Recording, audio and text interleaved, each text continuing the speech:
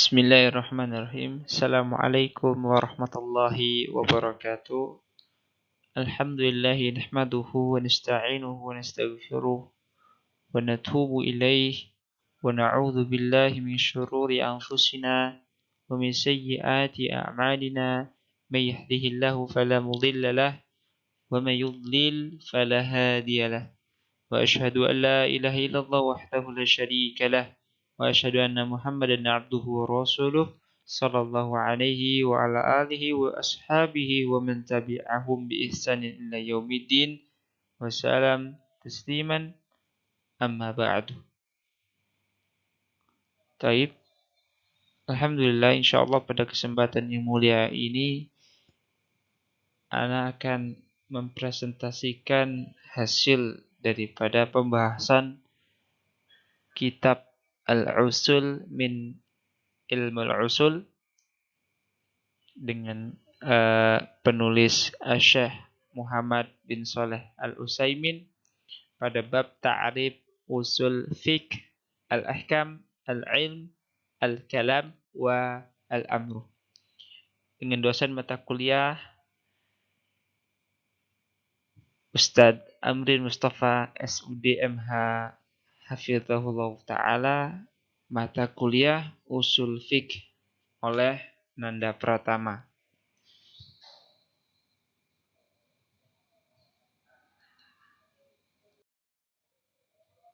Tayyib. Pada kesempatan selanjutnya kita akan membahas pada bab pertama, yakni usul fiqh.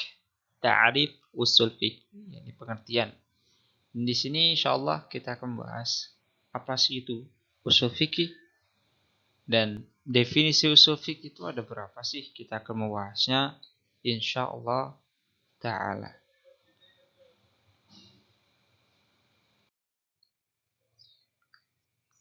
Baiklah, pada halaman ketiga kita akan membahas dua definisi usul fikih. Sekaligus kita akan membahas apa sih itu usul fikih, apa sih itu kata usul, dan apakah itu kata fikih. Pertama, definisi pertama. Tinjauan yakni dari dua kosakata, yaitu dari kata usul dan kata fikih. Al-fiqh secara bahasa adalah pemahaman, yakni pada dalilnya dengan dalil wahlul 'uqdatam min lisani. Lepaskanlah kekakuan dari lidahku. Ini Quran Surat Taha ayat 27. Dan secara istilah yakni ma'rifatul ahkami asy-syar'iyyati al-'amaliyati bi'ada litiha at-tafsiliyati. Ini mengetahui hukum-hukum syar'i yang bersifat amaliyah dengan dalil-dalilnya yang terperinci. Usul atau al-usul adalah bentuk jamak dari al-asl, yaitu apa yang dibangun di atasnya yang selainnya, dan di antaranya adalah pokoknya tembok, yaitu pondasinya. Dan pokoknya pohon, al-asl asy-syajarati, yang bercabang darinya ranting-rantingnya.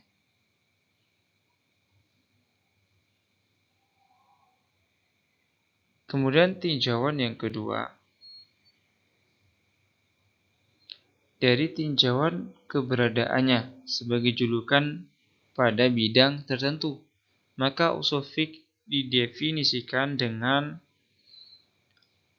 ilmun yabhathu an adillatil fiqhi al-ijmaliyati wa kayfiyati al-istifadati minha wa halil mustafidi, yakni ilmu yang membahas dalil-dalil fikih yang umum dan cara mengambil faedah darinya dan kondisi orang yang mengambil faedah.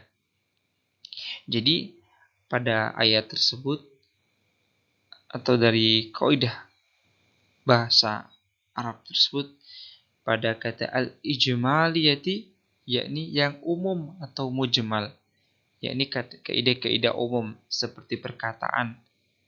Contohnya perintah menunjukkan hukum wajib, kemudian larangan menunjukkan hukum haram, kemudian sahnya suatu amal menunjukkan amal tersebut telah terlaksana, yakni ia tidak dituntut untuk mengulanginya. maka tidak termasuk dari yang umum. Dalil-dalil yang terperinci, dalil-dalil terperinci tersebut tidak disebutkan dalam ilmu ushul fiqh kecuali sebagai contoh dalam penerapan suatu kaidah.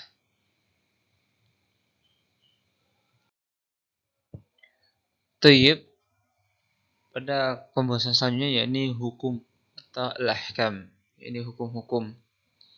Al-ahkam adalah bentuk jamak dari hukum atau hukmun. Secara bahasa maknanya adalah keputusan, al-qadha'. Dan secara istilah ada pepatah dalam bahasa Arab, maqtadahu khitabu syar'i al-muta'alliqu bi af'ali al-mukallifina min talabin aw takhirin aw wad'in. Yani apa-apa yang ditetapkan oleh seruan syariat yang berhubungan dengan perbuatan mukallaf. Yani mukallaf ini orang yang dibebani syariat dari tuntutan atau pilihan atau peletakan. Kemudian dari istilah lughah di atas tadi dengan kata khitabus syar'i, apa yang dimaksud dengan khitabus syar'i? Yani Al-Qur'an dan As-Sunnah. Kemudian al-mu'alliqu bi af'alil mukallifin. Yani pada pepatah di atas yang berhubungan dengan perbuatan mukallaf, yani apa-apa yang berhubungan dengan perbuatan mereka, baik itu perkataan atau perbuatan, melakukan sesuatu atau meninggalkan sesuatu. Kemudian ada pembagian hukum syariat. Jadi hukum syariat itu dibagi menjadi dua bagian, yakni ta'rifiyah atau pembebanan dan wada'iyah atau peletakan. Kita akan membahasnya insyaallah ta'ala. Baik, untuk pembahasan pertama tadi ini al-ahkam at-taklifiyah, yang mana di pembahasan kitab al-usul min ilmu usul ini ada 5 hukum, yakni ada wajib, mandub, sunnah, haram, makruh, dan mubah. Pertama kita menjelaskan tentang wajib. Al-wajibun secara bahasa as-saqatu wal-lazam wal-lazim, yang jatuh dan harus. Dan secara istilah ma'amara bihi syari'u ala wajhil ilzami, apa-apa yang diperintahkan oleh pembuat syariat dengan bentuk keharusan, seperti contohnya yakni salat 5 waktu. Ya. Untuk kedua yakni mandub, itu sunnah. Secara bahasa artinya yang diseru, dan secara istilah ma'amara bihi asy-syari'u la 'ala wajhil ilzami, apa-apa yang diperintahkan oleh pembuat syariat tidak dalam bentuk keharusan. Contohnya seperti salat rawatib. Contohnya salat rawatib. Ketiga, al-haram. Haram secara bahasa yakni yang dilarang, dan secara istilah yakni apa-apa yang dilarang oleh pembuat syariat dalam bentuk keharusan untuk ditinggalkan. Contohnya yakni seperti durhaka kepada orang tua. Itu adalah perbuatan yang tercela dan sudah semestinya kita menghindari perbuatan tersebut. Keempat, makruh. Al-makruh yakni secara bahasa yang dimurkai, dan secara istilah dalam kitab al-usul min al-usul ini dijelaskan yakni manaha anhu asy-syari'u la 'ala wajhil ilzami bitarki, apa-apa yang dilarang oleh pembuat syariat tidak dalam bentuk keharusan untuk ditinggalkan, seperti mengambil sesuatu dengan tangan kiri dan memberi dengan tangan kiri, itu contohnya. Dan sesuatu yang makruh itu pelakunya diganjur jika ia meninggalkannya untuk mendapatkan pahala atau ikhlas, dan orang yang melakukannya tidak mendapatkan azab. Dan pembahasan hukum kelima yakni mubah. Mubah secara bahasa yakni yang diumumkan dan diizinkan dengannya. Dan secara istilah apa-apa yang tidak berhubungan dengan perintah dan larangan secara asalnya. Contohnya seperti makan pada malam hari di bulan Ramadan. Nah, itu tidak mengapa, itu mubah. Kemudian yakni selanjutnya al-ahkam al-wada'iyah. Al-ahkam al-wada'iyah adalah ma wada'ahu asy-syari'u min amarati li thubutin au intifa'i au nufudhin au ilgha'in. Yakni apa-apa yang diletakkan oleh pembuat syariat dari tanda-tanda untuk menetapkan atau menolak, melaksanakan atau membatalkan. Jadi di al-ahkam al-wada'iyah ini dibagi menjadi dua, yakni diantaranya sah as-sahhatu dan rusak al-fasad atau tidak sahnya sesuatu. Jadi pada pembahasan kitab karya Syekh Muhammad Shalih bin Utsaimin ini pada kitab Al-Usul min al-Mawsul ini ada dua bagian al-ahkam al-wada'iyah, yakni sah dan rusak atau fasad. Baik, pertama tadi ini sah secara bahasa, yakni as-salimu minal maradi, yang selamat dari penyakit, dan secara istilah ma tarattabat atharu fi'lihi alaihi ibadatan kana am akdan. Apa-apa yang pengaruh perbuatannya berakibat padanya, baik itu ibadah ataupun akad. Contoh dalam ibadah, yakni seseorang yang mendatangi sholat pada waktunya dengan menyempurnakan syarat-syaratnya, rukun-rukunnya, dan kewajiban-kewajibannya. Ini salah satu contohnya. Kemudian contoh dalam akad, yakni seperti ibarat seseorang melakukan akad jual beli dengan menyempurnakan syarat-syaratnya yang telah diketahui dan tidak adanya penghalang-penghalangnya. Kemudian kedua yakni rusak atau al-fasad, yakni secara bahasa yang pergi dengan hilang dan rugi. Dan secara istilah yakni apa-apa yang pengaruh perbuatannya tidak berakibat kepadanya, baik itu ibadah ataupun akad. Jadi al-fasad ini ada yang dari ibadah dan untuk akad. Contoh fasad dalam ibadah, yakni sebuah contoh seseorang yang sholat wajib tetapi sebelum waktunya.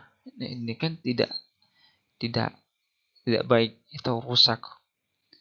Seperti apa-apa yang beban tidak terlepas dengannya dan tentu tidak gugur dengannya, seperti sholat sebelum waktunya itu tadi. Kemudian fase dalam akad, yakni seperti contohnya menjual sesuatu yang belum ditentukan. Jadi apa-apa yang pengaruh akad tersebut tidak berakibat padanya, tidak memiliki dampak.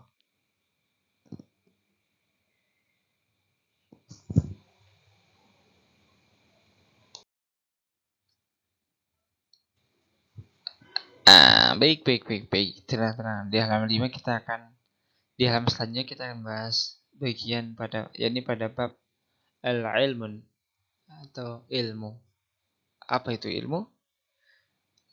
Selanjutnya kita akan membahas di slide berikutnya. Al-ilm, definisi al-ilm. Ya, ini definisinya ilmu adalah idraku syai'i ala ma huwa alaihi idrakan jaziman. Yakni mengetahui sesuatu sesuai dengan apa adanya, atau yakni sesuai dengan yang sebenarnya, dengan pasti dan dengan yakin. Dalam pembahasan sangatlah jelas bahwa hubungan tentang pengetahuan terhadap sesuatu itu harus ada, harus seperti ilmu, jahal basit, jahil murakkab, zon, wahm, syak. Nanti kita akan membahasnya di kesempatan berikutnya. Pada kesempatan kali ini kita akan kembali mengulang idraku syai'i ala ma huwa alaihi idrakan jaziman. Ini misal mengetahui bahwa keseluruhan itu lebih besar daripada sebagian dan bahwa niat merupakan syarat dari ibadah. Idraku asyai'un, mengetahui sesuatu, yakni adalah tidak mengetahui sesuatu secara menyeluruh dan dinamakan kebodohan yang ringan. Al-jahal basit, al-jahal basyitun, basyitah. Misalnya seseorang ditanya, kapankah terjadinya perang Badar? Lalu dia menjawab, saya tidak tahu. Maka itu termasuk daripada ayat ataupun bunyi fatah barusan. Kemudian pada kata ala ma huwa alaihi, sesuai dengan yang sebenarnya, yakni mengetahui sesuatu dari segi yang menyelisihi keadaan yang sebenarnya, dan dinamakan al-jahal murakkab, kebodohan yang bertingkat. Misalnya seseorang ditanya, kapankah terjadinya perang Badar? Lalu dia menjawab, pada tahun ketiga Hijriah. Nah, ada gambaran sedikit ya, ikhwah, insyaallah taala. Kemudian dikata idrakan jaziman, yakni pada kalimat tersebut dengan pengetahuan yang pasti yakin, artinya yaitu mendapatkan pengetahuan tentang sesuatu dengan pengetahuan yang tidak pasti atau tidak yakin dari segi ada kemungkinan padanya bahwa yang benar tidak sesuai dengan apa yang ia ketahui, maka tidak dinamakan sebagai ilmu. Kemudian jika kuat padanya dari salah satu kemungkinan tersebut, maka yang kuat disebut sebagai dhon dan yang lemah disebut sebagai waham, dan jika kedua kemungkinan itu sama maka disebut sebagai syak atau ragu-ragu.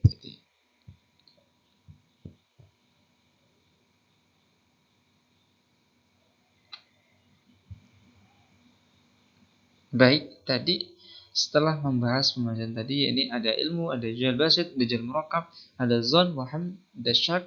Maka selanjutnya kita akan membahas pembagian ilmu. Ilmu itu ada dua, yakni ilmu dharuri dan ilmu nadhari. Apa itu ilmu dharuri wa ilmu nadhari? Ilmu dharuri adalah apa-apa yang pengetahuan tentangnya sudah diketahui secara pasti, yaitu sudah pasti padanya tanpa butuh pemeriksaan dan pendalilan. Seperti contohnya ilmu tentang bahwa keseluruhan itu lebih besar daripada sebagian, bahwa api itu panas, dan bahwa Nabi Muhammad SAW adalah utusan Allah Subhanahu Wa Taala. Kemudian, dan apa itu ilmu nadhari? Apa ilmu dharuri? Ilmu dharuri sudah disampaikan. Dan ilmu nadhari yakni apa yang untuk mengetahuinya membutuhkan pemeriksaan dan pendalilan. Seperti contohnya pengetahuan tentang wajibnya niat dalam sholat. Nah, itu kan ada dalilnya tuh. Kan ada dalil dan ada tidak dalil. Maka ada yang sudah pasti, ada yang sudah belum yakin, belum pasti tadi. Oke, selanjutnya apa ya? Pembahasan pertama atau pembahasan kedua? Intinya kita akan lanjut di slide berikutnya. Apa itu pembahasan kita selanjutnya? Mungkin teman-teman ada yang masih ingat pada cover presentasi awal tadi, ini ada beberapa bab yang pembahasan itu. Baik, kita lanjut di slide berikutnya. Yap, betul sekali. Al-kalam. Kalam secara bahasa al-lafdu al-mawdu'u di makna, yakni lafaz yang diletakkan untuk suatu makna. Kemudian secara istilah kalam yakni al-lafdu al-mufidu, lafaz yang berfaedah atau memiliki makna. Misal Allahu Rabbana, Allah Rabbana wa Muhammad Nabiyuna. Allah adalah Rabb kita dan Muhammad adalah Nabi kita. Dan suatu kalam minimal tersusun dari dua kata benda atau satu kata kerja dan satu kata benda. Contoh pertama, Muhammadun Rasulullah. Muhammad adalah Rasulullah. Dan contoh yang kedua adalah istaqamu Muhammadun. Muhammad berdiri. Baik, di sini sudah ada beberapa bagian dari kalam disebut yaitu lafaz yang diletakkan untuk satu makna tunggal, ada yang yaitu kata kadang-kadang berupa kata benda isim dan kata kerja fiil atau huruf atau harfun. Dan ini pembahasan mengenai di pembahasan al-kalam. Di pembahasan pertama tadi yakni al-ismun atau kata benda isim, yakni apa-apa yang menunjukkan makna pada dirinya sendiri dengan tidak menunjukkan waktu tertentu.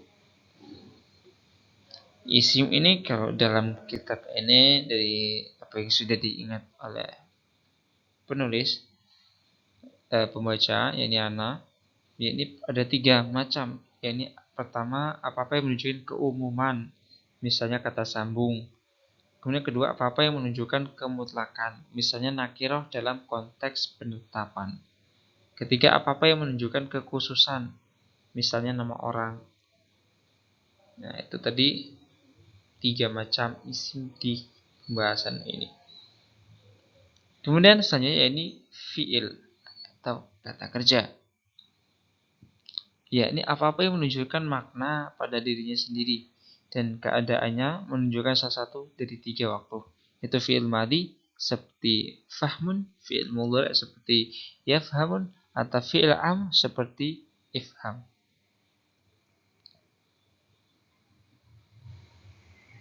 Dan fiil dengan pembagian tersebut memberikan faedah mutlak, bukan umum. Selanjutnya adalah harfun, adalah apa-apa yang menunjukkan makna pada yang selainnya. Yakni diantaranya ada waw, ada fa, ada asalum jaroh. Ini memiliki beberapa makna diantaranya sebab kepemilikan dan kebolehan. Ada ala jaroh pun memiliki beberapa makna diantaranya wajib.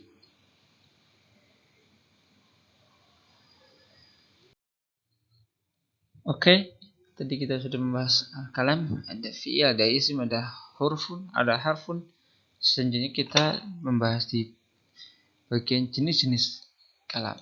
Yakni jenis-jenis kalam itu terbagi dari ada dua macam. Ini al-khabar, berita, dan al-insya. Apa itu khabar? Apa itu al-insya? Pertama, al-khabar, yakni atau berita. Dalam pepatah bahasa Arab ini, yakni ma yumkinu an yusafu bisidqi awal kadhibi lidzatihi. Kalam yang mungkin disifati dengan benar atau dusta pada asalnya. Pada kalimat, pada atau kata ma yumkinu an yusafu bisidqi wal al-kadhibi. Yakni apa-apa yang mungkin disifati dengan benar-benar atau dusta. Al-insya yang mengandung perintah atau larangan, karena tidak memiliki kemungkinan seperti itu sebab penunjukannya bukanlah sesuatu pengabaran yang mungkin untuk dikatakan iya, benar atau dusta.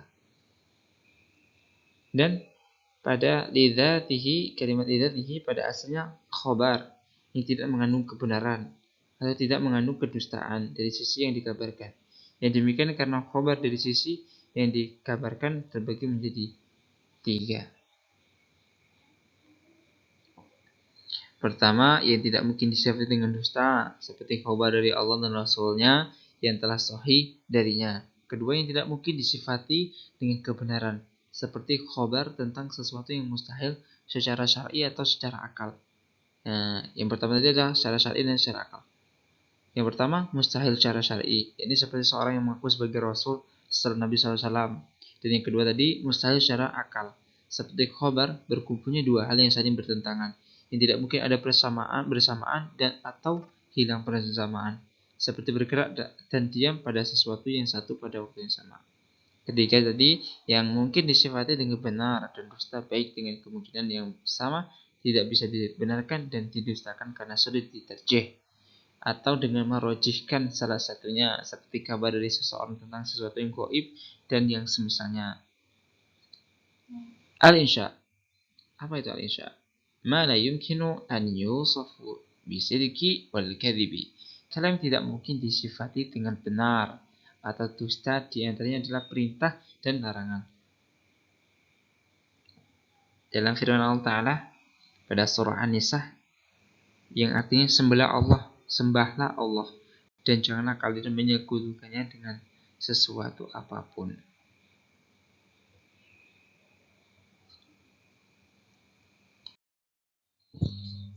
Oke, barakallahu fikum. Pada kesempatan yang selanjutnya kita akan bahas kalam dari sisi penggunaannya dibagi menjadi dua. Pertama, hakikat. Al-hakikatu. Al-hakikat yakni al-lafdu al-musta'malu fima wada'alahu. Lafaz yang digunakan pada asal peletakannya. Contohnya, singa, asadun, yakni untuk suatu hewan yang buas. Nah, tentu singa ini adalah hewan yang buas. Kemudian hakikat ini dibagi menjadi dua. Pertama ada lugawiyah dan syar'iyah. Ada tiga. Dan ketiga yaitu urfiyah. Apa itu hakikat lugawiyah, hakikat syar'iyah, hakikat urfiyah? Hakikat lugawiyah yakni lafaz yang digunakan pada asal peletakannya secara bahasa. Jadi sesuai dengan namanya, hakikat lugawiyah, lugo, ini secara bahasa. Kemudian dikata fil lugati secara bahasa, hakikat syariah dan hakikat urfiyah. Contohnya hakikat lugawiyah ini contohnya pada kitab al-usul min ilmu usul ini seperti pada sholat, maka sesungguhnya hakikatnya secara bahasa adalah doa, maka dibawa pada makna tersebut menurut perkataan ahli bahasa. Contohnya sholat. Dan hakikat syariah yakni lafaz yang digunakan pada asal peletakannya secara syar'i. Pada kata fi syar'i, secara syar'i, hakikat lugawiyah dan hakikat urfiyah. Contohnya sholat, maka sesungguhnya hakikat secara syar'i adalah perkataan dan perbuatan yang sudah diketahui yang dimulai dengan takbir dan diakhiri dengan salam, maka dibawa pada makna tersebut menurut perkataan ahli syar'i. Nah itu tadi. Jadi contohnya itu pada sholat, tadi yang lugawiyah juga pada ketika sholat yang hukumnya yakni maka sunnahnya secara bahasa adalah doa, lugawiyah secara bahasa doa ketika setelah sholat ataupun ketika sholat berlangsung. Seperti pada ketika sujud kita doa dijawab oleh Allah Subhanahu wa taala, maka kita lakukan insyaallah. Kemudian hakikat urfiyah yakni lafaz yang digunakan pada asal peletakannya secara urf atau adat kebiasaan. Dikata fil urfi, secara urf tadi ini hakikat lugawiyah dan hakikat syariah. Contohnya di kitab ini ad-dabbah, yakni sesungguhnya hakikat secara urf adalah hewan yang mempunyai 4 kaki, maka dibawa pada makna tersebut menurut perkataan ahli urf.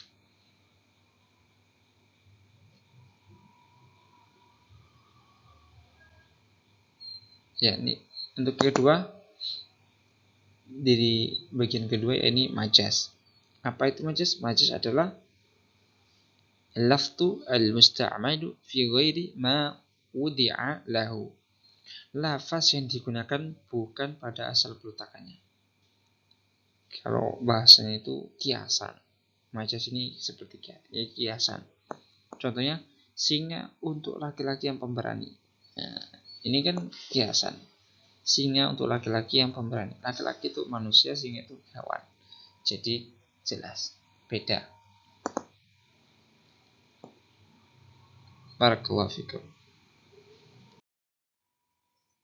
Tayyib, next info, al-amr, perintah. Apa itu perintah? bentuk-bentuk perintah itu apa saja sih dan ada berapa? Kita akan bahasnya pada kesempatan ini.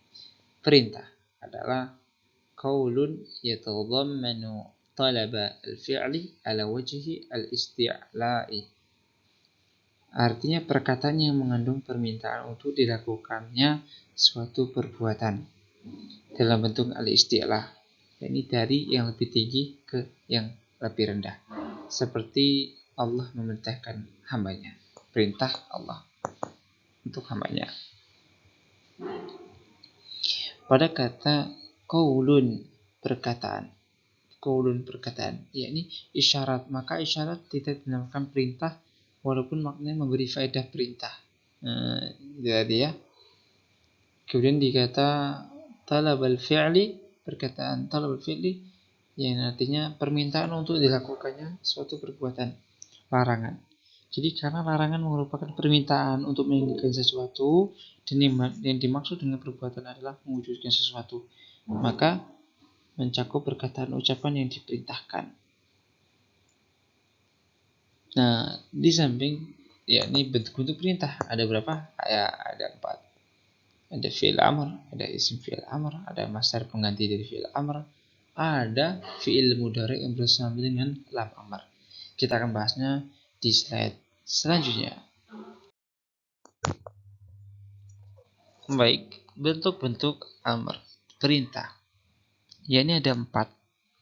Ada fi'il amr, ada isim fi'il amr, ada masdar pengganti dari fi'il amr, ada fi'il mudhari bersama dengan lam amr, yang pada kesempatan sebelumnya sudah dijelaskan beberapa jumlahnya ada berapa. Nah, ini contohnya di fi'il amr. Itlu ma uhiya ilaika minal kitabi. Itlu, tepat di garis bawahi kata itlu, yakni artinya bacalah apa-apa yang diwahyukan kepadamu dari Alkitab. Ini contoh dalam Al-Quran, firman Allah surah Al-Ankabut ayat 45. Itu jadi contoh daripada fi'il amr. Kemudian kedua isim fi'il amr. Contohnya hayya 'alas shalah. Hayya 'alas shalah. Ini di garis bawahi dengan kalimat hayya 'alas shalah. Hayya itu adalah isim fi'il amr. Marilah kita sholat artinya. Kemudian ketiga masdar pengganti dari fi'il amr. Ya, ini contohnya sudah terpapar. Fa'idha lakituhum alladzina kafaru fadarba ar-riqab. Apabila kamu bertemu dengan orang-orang kafir di medan perang, maka pancunglah batang leher mereka. Nah, itu kan adalah sebuah perintah. Fadarba, pancunglah leher, gebuklah gitu. Kemudian fi'ilun mudhari'un makrun bil-lamil amr. Contohnya pada kata litu minu billahi wa rasulihi, yakni supaya kamu beriman kepada Allah dan Rasulnya. Surah Al-Mujadalah ayat 4. Jadi sebuah perintah itu sudah ada penjelasan dan penekanannya tersendiri untuk melakukannya dan untuk meninggalkannya, atau contohnya tadi.